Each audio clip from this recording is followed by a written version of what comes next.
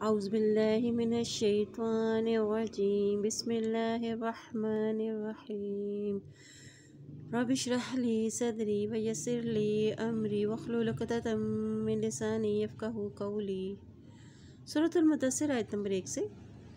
یا ایھا المدثر، اے اور لپیٹ کر لیٹنے والے۔ سب سے پہلے جو وحی نازل ہوئی اقرأ بسم ربک الذی خلق ہے، اس کے بعد وحی میں وقفہ واقع ہو گیا اور نبی صلی اللہ علیہ وسلم سخت پریشان رہے۔ ایک روز اچانک پھر وہی فرشتہ جو غار حرا میں پہلی وحی لے کر آیا تھا، آپ صلی اللہ علیہ وسلم نے دیکھا کہ آسمان اور زمین کے درمیان ایک کرسی پر بیٹھا ہے، جس سے آپ صلی اللہ علیہ وسلم پر ایک خوف طاری ہو گیا اور گھر جا کر گھر والوں سے کہا کہ مجھے کوئی کپڑا اوڑھا دو، مجھے کوئی کپڑا اوڑھا دو۔ چنانچہ انہوں نے آپ صلی اللہ علیہ وسلم پر کپڑا ڈال دیا اور اسی حالت میں یہ وحی نازل ہوئی۔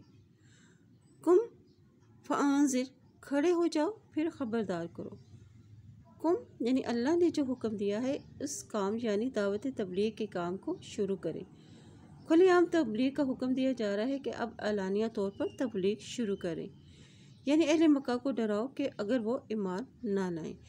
وَرَبَّكَ فَكَبِّرْ، اور اپنے رب کی بس بڑائی بیان کریں۔ وَثِيَابَكَ فَطَهِّرْ، اور اپنے کپڑے بس پاک رکھیں، یعنی قلب و نیت کے ساتھ کپڑے بھی پاک رکھیں۔ یہ حکم اس لیے ہے کہ مشرکین مکہ طہارت و پاکیزگی کا اہتمام نہیں کیا کرتے تھے، کیونکہ لباس کی صفائی روح کی صفائی ہے۔ ہر طرح کی نجاست اور گندگی سے بچیں۔ وَالرُّجْزَ فَاہْجُرْ، اور گندگی بس چھوڑ دو۔ وَلَا تَمْنُن تَسْتَكْثِرُ، اور نہ تم احسان کرو۔ وَلَا تَمْنُن تَسْتَكْثِرُ، اور نہ تم احسان کرو تم زیادہ حاصل کر سکو، یعنی اب بتوں کی عبادت چھوڑ دو۔ اور یہ دراصل لوگوں کو آپ صلی اللہ علیہ وسلم کے ذریعے حکم دیا جا رہا ہے کہ دل کی پاکیزگی اختیار کرنے کو کہا جا رہا ہے، اور احسان کر کے یہ خواہش نہ کریں کہ بدلے میں اسے زیادہ ملے گا۔ وَلِرَبِّكَ فَاصْبِرْ، اور اپنے رب کے لیے بس صبر کیجیے، یعنی لوگوں کی باتوں پر صبر کیجیے اور اللہ سے صلح پانے کے لیے بھی صبر کیجیے، کیونکہ آگے سخت دن آنے والا ہے۔ وَإِذَا نُقِرَ فِي النَّاقُورِ، اور پھر جب پھونکا جائے گا سور میں، فَذَلِكَ يَوْمَئِذٍ يَوْمٌ عَسِيرٌ، تو یہ اس دن ایک سخت دن ہوگا، یعنی قیامت کا دن سخت دنوں میں سے ایک دن ہوگا۔ کس پر؟ علی الکافرین، کافروں پر، غیر یسیر، نہ آسان ہوگا، یعنی قیامت کا دن کافروں پر بھاری ہوگا، کیونکہ انہیں اس روز کفر کا نتیجہ بھگتنا پڑے گا جس کا ارتکاب وہ دنیا میں کرتے رہے ہیں۔ ذرنی ومن خلقت وحیدا، اور چھوڑ دو مجھ کو جس کو میں نے پیدا کیا اکیلے، یعنی جیسے ماں کے پیٹ میں اکیلے پیدا کیا، اس کے پاس مال و دولت نہ تھا، اور مجھے اکیلا چھوڑ دو، یعنی میں خود اس سے نمٹ لوں گا۔ انسان چونکہ خالی ہاتھ ہی ہوتا ہے اس لیے اکیلا ہوتا ہے، اور موت بھی اکیلے ہی آتی ہے، بس صرف اللہ پہ بھروسہ رکھو، وہ خود ہی ان سے بدلہ لے لے گا۔ یہاں ولید بن مغیرہ کی طرف اشارہ ہے جو کفر و شرک میں حد سے آگے بڑھا ہوا تھا۔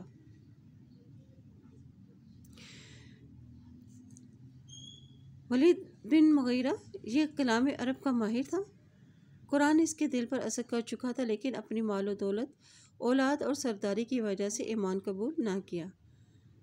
حج کا آغاز تھا، اس نے سوچا کہ باہر آنے والے آئیں گے اور مسلمان ہو جائیں گے، اور کس طرح انہیں قرآن کی تاثیر سے روکا جائے اور کس طرح لوگوں کو دین سے متنفر کیا جائے۔ وَجَعَلْتُ لَهُ مَالًا مَمْدُودًا، اور میں نے بنایا اس کے لیے مال و بہت، وَبَنِينَ شَهُودًا، اور بیٹے حاضر رہنے والے، وَمَهَّدتُ لَهُ تَمْهِيدًا، اور میں نے بچھایا اس کے لیے بچھونا، ثُمَّ يَطْمَعُ أَنْ أَزِيدَ، اور پھر امید رکھتا ہے کہ میں زیادہ دوں گا، یعنی اب اللہ نے اسے مال و دولت سے نوازا ہوا تھا، وہ ہر وقت اس کے پاس ہی رہتے تھے، اور گھر میں بھی دولت کی فراوانی تھی، اور اس لیے بیٹوں کو تجارت اور کاروبار کے لیے بھی باہر جانے کی ضرورت پیش نہ آتی تھی۔ بعض کہتے ہیں کہ یہ 7 بیٹے تھے اور بعض کے نزدیک 12، اور بعض کے نزدیک 13 تھے۔ ان میں سے 3 مسلمان ہوئے، یعنی خالد ہے ہشام اور ولید بن ولید۔ ان کے پاس مال و دولت، سرداری اور عمر درازی میں کشادگی دے رکھی تھی، لیکن وہ کفر و نافرمانی کے باوجود اس کی خواہش تھی کہ وہ اسے اور بھی زیادہ دوں، اور جو نعمتیں پا کر شکر ادا نہ کرے میں اسے زیادہ نہیں دوں گا، یعنی ایسے عذاب میں پھر اسے مبتلا کر دوں گا کہ جس کا برداشت کرنا نہایت ہی سخت ہوگا۔ کلا ہرگز نہیں، انہ کان لآیاتنا عنیدا، ہرگز نہیں، بے شک وہ ہماری آیات کے لیے عناد رکھنے والا۔ سأرکہہ صعودا، عنقریب میں چڑھاؤں گا اس کو کھٹن چڑھائی، یعنی وہ کفر اور نافرمانی کے باوجود اس کی خواہش تھی کہ میں اسے اور زیادہ دوں، اور یہاں بتایا گیا ہے کہ ہرگز نہیں، کیونکہ جو نعمتیں پا کر شکر ادا نہ کرے اسے زیادہ نہیں دوں گا، یعنی ایسے عذاب میں پھر اسے مبتلا کر دوں گا جس سے وہ برداشت کرنا اس کے لیے سختی مشکل ہوگا۔ اور بعض کہتے ہیں کہ جہنم میں آگ کا پہاڑ ہوگا جس پر اس کو چڑھایا جائے گا۔ انہ فکر وقدر فقتل کیف قدر ثم قتل کیف قدر، اور بے شک اس نے سوچا اور اندازہ کیا، بس مارا جائے کس طرح اس نے اندازہ کیا، پھر مارا کس طرح اس نے اندازہ کیا، یعنی قرآن اور نبی کا پیغام سن کر اس نے اس امر پر غور کیا کہ میں اس کا جواب کیا دوں، اور اپنے جی میں اس نے سوچا تاکہ دیکھنے والے سمجھے کہ میں بڑی ہی غور و فکر کے بعد جواب دیا ہے میں نے، اور یہ اس کے حق میں بددعائیہ کلمات ہے کہ ہلاک ہو جا، مارا جائے، کیا بات اس نے سوچی ہے اور کیسے کیسے طریقے سے اس نے سوچا ہے، یعنی اس نے ولید بن مغیرہ نے کیا سوچا تھا کہ قرآن میں کوئی ایسی بات نکال لی جائے تو یہ ثابت کیا جا سکے کہ یہ کلام کوئی مؤثر کلام نہیں ہے، یہ کوئی قابل توجہ چیز نہیں ہے، اور اس کا غور و فکر قرآن میں نکتہ چینی کرنے کے لیے تھا، قرآن اور نبی میں عیب تلاش کرنے کے لیے تھا۔ اور اللہ فرماتے ہیں فَقُتِلَ كَيْفَ قَدَّرَ ثُمَّ قُتِلَ كَيْفَ قَدَّرَ، یہ کیسی باتیں کر رہا ہے، ثُمَّ نَظَرَ ثُمَّ عَبَسَ وَبَصَرَ، پھر اس نے دیکھا، پھر اس نے تیوری چڑھائی اور منہ بسورا، ثُمَّ أَدْبَرَ وَاسْتَكْبَرَ، اور پھر پلٹا اور تکبر کیا، یعنی پھر غور کیا کہ قرآن کا رد کس طرح ممکن ہے، یعنی جواب دیتے وقت وہ چہرے کے سلوٹیں بدلتا، منہ بسور لیتا، یعنی وہ لوگوں کو حقیر و بیوقوف سمجھ کر بہت ہی اکڑ کر غور و فکر کے انداز میں لوگوں میں بیٹھ گیا۔ ثم ادبر واستکبر، پھر پلٹا اور تکبر کیا، یعنی حق سے اعراض برتا اور ایمان لانے سے اس نے تکبر کیا۔ وقال ان ھذا الا سحر یؤثر، پھر کہا اس نے نہیں ہے یہ مگر ایک جادو ہے، الا سحر یؤثر، مگر ایک جادو ہے جو پہلے سے چلا آ رہا ہے، یعنی اس نے کہا کہ نبی یہ اور صلی اللہ علیہ وسلم اور یہ قرآن کسی سے سیکھ کر آئے ہیں اور وہاں سے نقل کر کے لائے ہیں، اور دعویٰ کیا ہے کہ یہ اللہ کا نازل کردہ قرآن ہے۔ ان ھذا الا قول البشر، نہیں ہے مگر یہ بات ایک انسان کی۔ سأصلیہ سقر، عنقریب میں داخل کروں گا اس کو دوزخ میں۔ دوزخ کے ناموں میں سے یا درجات میں سے ایک نام سقر ہے۔ وما ادراک ما سقر، کیا چیز بتائیں تجھ کو کیا ہے سقر، یعنی دوزخ۔ لا تبقی ولا تذر، اور نہ باقی رکھے اور نہ چھوڑے، یعنی جسم جہنم کی آگ ان کے جسموں پر گوشت چھوڑے گی نہ ہڈیاں، اور نہ ہی جہنمیوں کو زندہ چھوڑے گی اور نہ مردہ۔ لواحد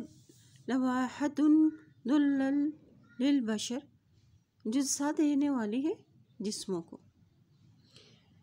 للبشر سے مراد ہے چہرے کی کھال ہے، انسان کی حالت ہی بدل جائے گی۔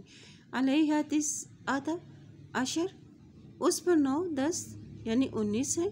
وما جعلنا اصحاب النار الا ملائکۃ وما جعلنا عدتهم الا فتنة للذین کفروا، اور نہیں بنایا ہم نے ساتھی آگ والوں کو مگر فرشتے، اور یعنی جہنم میں بطور دربان 19 فرشتے مقرر ہوں گے۔ یہ مشرکین مکہ قریش کا رد ہے جب جہنم کے دروغوں کا اللہ نے ذکر فرمایا تو ابو جہل نے جماعت قریش کو خطاب کرتے ہوئے کہا کہ تم میں سے ہر 10 آدمیوں کا گروپ ہے، ایک ایک فرشتے کے لیے کافی نہیں ہوگا۔ بعض کہتے ہیں کہ کلدہ نامی شخص نے، جسے اپنی طاقت پر بڑا ہی گھمنڈ تھا، کہا کہ تم سب صرف 2 فرشتے سنبھال لینا، باقی 17 فرشتوں کو تو میں اکیلا ہی کافی ہوں گا۔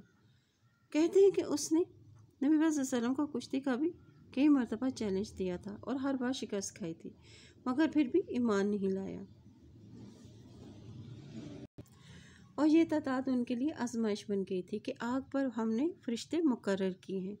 اہل مکہ وہ مذاق اڑاتے کہ صرف 19 فرشتے ہوں گے، ان کو تو ہم نمٹ لیں گے، اور ان کا مذاق ان کے لیے ہی فتنہ بن گیا، اور فرشتوں کی 19 تعداد ان کے لیے آزمائش کا سبب بن گئی۔ لیستیقن الذین اوتوا الکتاب، تاکہ یقین آ جائے ان لوگوں کو جو دیے گئے تھے کتاب، یعنی وہ جان لے کہ رسول صلی اللہ علیہ وسلم برحق ہے، اور اس نے وہی بات کی ہے جو پچھلی کتابوں میں درج ہے، اور اہل کتاب کی کتابوں میں یہ بات درج ہے کہ ان فرشتوں کی تعداد 19 ہوگی۔ وَيَزْدَادَ الَّذِينَ آمَنُوا ایمانا، اور زیادہ ہو جائے ان لوگوں کا ایمان لانا جو ایمان لائے، یعنی اہل ایمان کے ایمان میں اضافہ ہو جائے کہ اہل کتاب نے ان کے پیغمبروں کی بات کی تصدیق کی ہے۔ وَلَا يَرْتَابَ الَّذِينَ أُوتُوا الْكِتَابَ وَالْمُؤْمِنُونَ وَلِيَقُولَ الَّذِينَ فِي قُلُوبِهِم مَرَضٌ وَالْكَافِرُونَ مَاذَا أَرَادَ اللَّهُ بِهَذَا مَثَلًا، اور نہ شک میں رہے وہ لوگ جو دیے گئے کتاب اور مومن، اور تاکہ وہ کہیں وہ لوگ جن کے دلوں میں بیماری ہے اور کافر، کیا کچھ ارادہ کیا ہے اللہ نے ساتھ اس مثال کے، یعنی بیمار دل سے والوں سے مراد منافقین ہیں، یا پھر وہ ہیں جن کے دلوں میں شک و شبہات ہیں، کیونکہ مکے میں منافقین ہی نہیں تھے، یعنی یہ پوچھیں گے کہ ان کی تعداد یہاں بیان کرنے میں اللہ کی کیا حکمت ہے، یا ان کا مذاق تھا اور طنز کرنے کا ایک انداز تھا۔ كَذَلِكَ يُضِلُّ اللَّهُ مَن يَشَاءُ وَيَهْدِي مَن يَشَاءُ، اور اس طرح بھٹکا دیتا ہے اللہ جسے چاہتا ہے اور ہدایت دیتا ہے جسے چاہتا ہے، یعنی اللہ جسے چاہے گمراہ کرتا ہے اور جسے چاہے راہ راست پر لے آتا ہے، یہ اسی کی حکمت ہے، صرف وہی اس کو جانتا ہے۔ وَمَا يَعْلَمُ جُنُودَ رَبِّكَ إِلَّا هُوَ، اور نہیں جانتا تیرے رب کے لشکروں کو مگر وہی، یعنی یہ کفار و مشرکین سمجھتے ہیں کہ جہنم میں 19 ہی فرشتے ہی تو ہیں جن پر قابو پانا کون سا مشکل کام ہوگا، لیکن ان کو یہ معلوم نہیں کہ رب کے لشکر تو اتنے ہیں کہ جنہیں اللہ کے سوا کوئی نہیں جانتا۔ صرف فرشتے ہی اتنی تعداد میں ہیں کہ 70,000 فرشتے روزانہ اللہ کی عبادت کے لیے بیت المعمور میں داخل ہوتے ہیں، پھر قیامت تک ان کی باری نہیں آتی۔ وَمَا هِيَ إِلَّا ذِكْرٌ لِلْبَشَرِ، اور نہیں مگر وہ ایک نصیحت ہے انسان کے لیے، یعنی یہ جہنم اور اس میں مقرر فرشتے انسان کے لیے نصیحت کے لیے ہے، شاید کہ وہ نافرمانیوں سے باز آ جائے۔ کل ہرگز نہیں، والقمر، اور قسم ہے چاند کے، واللیل، اور رات کی، اذا ادبر، اور جب وہ پلٹتی ہے، والصبح، اور صبح کی، جب اذا اسفر، جب وہ روشن ہوتی ہے، یعنی یہ اہل مکہ کے خیالات کی نفی ہے، یعنی وہ یہ سمجھتے ہیں کہ ہم فرشتے کو مغلوب کر لیں گے، ہرگز ایسا نہیں ہوگا۔ قسم ہے چاند اور رات کی، جب کہ وہ پیچھے ہٹے یعنی جانے لگے، اور جب وہ جانے لگے اور جب رات ختم ہو جائے تو صبح روشن ہو جاتی ہے۔ انہا لإحدى الکبر، اور بے شک البتہ وہ ایک ہے بڑی چیزوں میں سے، یہ جوابی قسم ہے۔ 3 نہایت اہم چیزوں کی قسموں کے بعد اللہ نے جہنم کی بڑائی اور ہولناکیوں کو بیان کیا ہے، جس سے اس کی بڑائی میں کوئی شک نہیں رہتا۔ یہ دوزخ کی بڑی چیز میں سے ایک ہے، جو رب چاند، رات اور صبح کو بنا سکتا ہے، یہ گواہ ہیں کہ اللہ کے لیے کوئی چیز بھی بنانا مشکل نہیں۔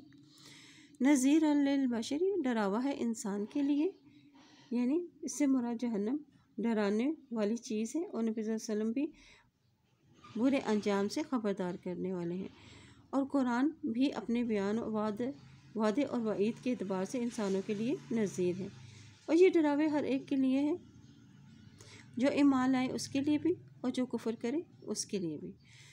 لمن شاء منکم ان یتقدم او یتأخر، اور اس کے لیے جو چاہے تم میں سے کہ آگے بڑھ جائے یا پیچھے رہ جائے۔ یعنی یہ جہنم ڈراوے والی ہے، یا اس سے نظیر سے مراد نبی پاک صلی اللہ علیہ وسلم یا قرآن ہے۔ تقدموں سے مراد کہ آگے بڑھ جائے، جو ایمان و اطاعت میں آگے بڑھنا چاہے اور جو جہنم کو یاد رکھے۔ او یتأخر یعنی پیچھے رہ جانے والی، یعنی جو جہنم کو بھول جانے والے لوگ ہیں۔ کل نفس بما کسبت رہینۃ، ہر نفس بوجہ اس کے جو اس نے کمائی کی رہن میں ہے۔ رہن یعنی گروی چیز رکھنے کو کہتے ہیں، یعنی ہر شخص اپنے عمل کا گروی ہے، وہ عمل اسے عذاب سے چھڑا لے اگر نیک ہوگا، یا اسے ہلاک کروا دے اگر برا ہوگا۔ الا اصحاب الیمین، مگر دائیں ہاتھ والے، فی جنات یتساءلون، جنت والے سوال کر رہے ہوں گے، عن المجرمین، مجرموں سے، یعنی وہ اپنے گناہوں کے اسیر میں نہیں ہوں گے بلکہ اپنے نیک اعمال کی وجہ سے آزاد ہوں گے۔ اہل جنت بالا خانوں میں بیٹھے ہوں گے اور جہنمیوں سے سوال کریں گے، مجرموں سے پوچھیں گے، ما سلککم فی سقر، کیا چیز لے گئی ہے تم کو دوزخ میں، یعنی تم دوزخ میں کیسے پہنچے۔ قال، وہ کہیں گے، لم نکن من المصلین، وہ کہیں گے کہ نہ تھے ہم نماز پڑھنے والے، یہاں مراد حقوق اللہ ادا کرنے والے نہ تھے۔ وَلَمْ نَكُ، اور نہ تھے ہم، نُطْعِمُ الْمِسْكِينَ، ہم کھانا کھلاتے مسکین کو۔ یعنی نماز سے مراد حقوق اللہ میں سے، اور مساکین کو کھانا کھلانا اس سے مراد حقوق العباد میں سے ہے۔ مطلب یہ کہ ہم نے اللہ کے حقوق بھی ادا نہ کیے اور نہ ہی بندوں کے حقوق ادا کیے۔ اور کیا کیا؟ وَكُنَّا نَخُوضُ مَعَ الْخَائِضِينَ، اور تھے ہم بحث کرتے بحث کرنے والوں کے ساتھ، یعنی گمراہی کی حمایت میں، سرگرمی میں حصہ لینے والے تھے۔ وَكُنَّا نُكَذِّبُ بِيَوْمِ الدِّينِ، اور تھے ہم چھٹلاتے روز جزا کو۔ حَتَّى أَتَانَا الْيَقِينُ، حتیٰ یہاں تک کہ أَتَانَا الْيَقِينُ، آ گئی ہمارے پاس یقینی چیز، یعنی موت۔ یقین کے معنی موت کے ہیں، یہاں تک کہ ہمارے پاس موت آ گئی۔ فَمَا تَنفَعُهُمْ، تو نہ کام آئے گی ان کو، شفاعت الشافعین، سفارشیوں کی، یعنی جو ان مذکورہ صفات کا حامل ہوگا اسے کسی کی شفاعت بھی کوئی فائدہ نہ دے سکے گی، اس لیے کہ وہ اپنے کفر پہ اڑے ہوئے تھے۔ فَمَا لَهُمْ عَنِ التَّذْكِرَةِ مُعْرِضِينَ، تو کیا ہے ان کو نصیحت سے اراض برتنے والے ہیں۔ كَأَنَّهُمْ حُمُرٌ مُّسْتَنفِرَةٌ فَرَّتْ مِن قَسْوَرَةٍ بَلْ يُرِيدُ كُلُّ امْرِئٍ مِّنْهُمْ أَن يُؤْتَىٰ صُحُفًا مُّنَشَّرَةً، گویا کہ وہ گدھے ہیں بھٹکے ہوئے، بھاگے ہوئے ہیں شیر کے ڈر سے، بلکہ چاہتا ہے ہر شخص ان میں سے کہ وہ دیا جائے صحیفے کھلے یا نشر کیے ہوئے۔ یعنی یہ حق سے نفرت اور اعراض برتنے میں ایسے ہے کہ جیسے وحشی خوف زدہ گدھا شیر سے بھاگتا ہے جب وہ ان کا شکار کرنا چاہیں۔ یعنی ہر ایک کے ہاتھ میں وہ کیا چاہتے ہیں کہ اللہ ہر ایک کے ہاتھ میں ایک ایک کتاب نازل فرمائے جس میں لکھا ہو کہ محمد صلی اللہ علیہ وسلم اللہ کے رسول ہیں، یعنی ہر ایک کو پروانہ نجات مل جائے۔ کلا، ہرگز نہیں، بل لا یخافون، بلکہ نہیں وہ خوف رکھتے، الآخرۃ، آخرت کا، کلا انہ تذکرہ، اور ہرگز نہیں بے شک وہ ایک نصیحت ہے، یعنی ہرگز نہیں ان کے مطالبات مانے نہیں جائیں گے۔ ان کے فساد کی وجہ ان کی آخرت پر عدم ایمان اور تکذیب ہے جس نے انہیں بے خوف کر رکھا ہے۔ کلا انہ تذکرہ، ہرگز نہیں بے شک البتہ وہ ایک نصیحت ہے، یعنی اس قرآن سے ہدایت و نصیحت اسے ہی حاصل ہوگی جسے اللہ چاہے گا۔ فَمَن شَاءَ ذَكَرَهُ، بس جو کوئی چاہے یاد کر لے اس کو۔ وَمَا يَذْكُرُونَ إِلَّا أَن يَشَاءَ اللَّهُ هُوَ أَهْلُ التَّقْوَىٰ وَأَهْلُ الْمَغْفِرَةِ، اور نہ وہ نصیحت پکڑیں گے مگر یہ کہ چاہے اللہ، اور وہ حقدار ہے کہ اس بات کا کہ اس سے تقویٰ کیا جائے، اور اہل ہے معاف کرنے کا۔ یعنی وہ اللہ ہی اس لائق ہے کہ اس سے ڈرا جائے، اور وہی معاف کرنے کے اختیارات بھی اسی کے پاس ہے، اسی لیے وہ اسی بات کا مستحق ہے کہ اس کی اطاعت کی جائے اور اس کی نافرمانیوں سے بچا جائے، تاکہ انسان اس کی مغفرت اور رحمت کا مستحق قرار پائے۔ سبحانک اللہم و بحمدک، اشہد ان لا الہ الا انت، استغفرک و اتوب الیک۔